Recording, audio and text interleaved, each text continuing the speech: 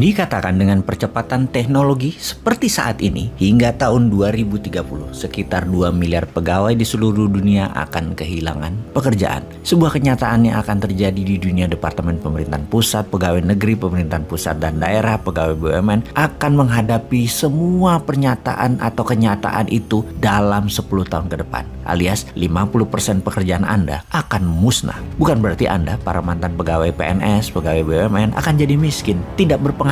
Tidak, mungkin malah lebih besar dari penghasilan Anda saat ini. Namun pastinya profesi Anda yang berubah. Sahabat, kita adalah manusia yang taat pada mimpi kita, bukan taat pada profesi tertentu. Mimpi kita mengajari anak misalnya, tidak selamanya kita harus jadi guru. Kemudian profesi kita melayani publik, tidak selamanya harus jadi pegawai negeri atau pejabat daerah. Kalau kebutuhan pegawai negeri sipil berkurang hingga 50% dalam 5 tahun ke depan, maka melayani masyarakat bisa dengan profesi swasta lainnya. Karena sekali lagi, di seluruh dunia 2 miliar profesi akan hilang dalam 10 tahun ke depan, akan digantikan yang lebih keren dan lebih menguntungkan. Sungguh, itu adalah sebuah kepastian. Yang jadi masalah adalah kemampuan Anda beradaptasi bisa atau tidak. Ingat, uang itu selalu tetap bahkan bertambah.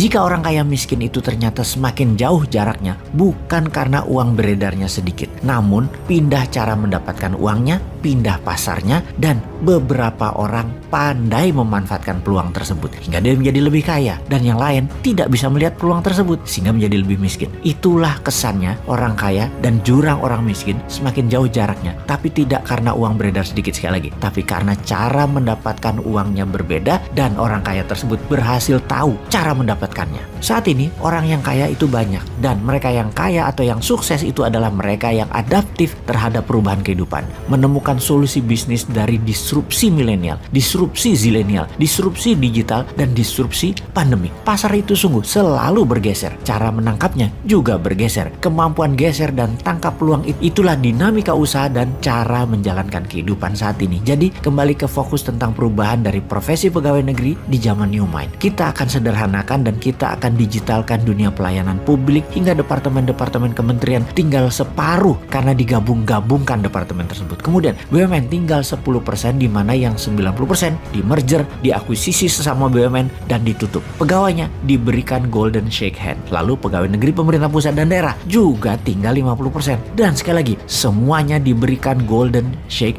hand. Inilah rencana demi membuat Indonesia menjadi negara superpower. Maka sekali lagi, sistem administrasi negara akan di-IT-kan, akan didigitalkan, dan akan di-blockchain-kan. Sehingga tenaga kerja administrasi di pemerintahan pusat daerah akan menjadi ringkas, menjadi sederhana, juga departemen di kementerian, serta pegawai BUMN. Pastinya BUMN bukan lagi senjata ekonomi yang akan menjadikan rakyat Indonesia hanya pasar. BUMN bukan lagi kompetitornya UKM. BUMN bukan lagi akan di bawah kementerian. BUMN bukan lagi tempat para pengangguran, pemenang sukses pemilu. BUMN bukan lagi raja impor pembuang dolar, tetapi BUMN menjadi sarana agen perubahan yang mana jumlah pegawainya hanya sedikit karena semuanya berbasis IT. Pastinya ada 3 juta orang akan mendapatkan golden shake hand, pesangon uang tali kasih. Bagaimana menghitung dan berapa yang mereka dapat? Cara perhitungan golden shake hand adalah lama kerja dikali 20 dikali gaji terakhir. Misalnya gajinya 5 juta sebulan. Lama kerja 10 tahun. Maka rumusnya adalah 10 tahun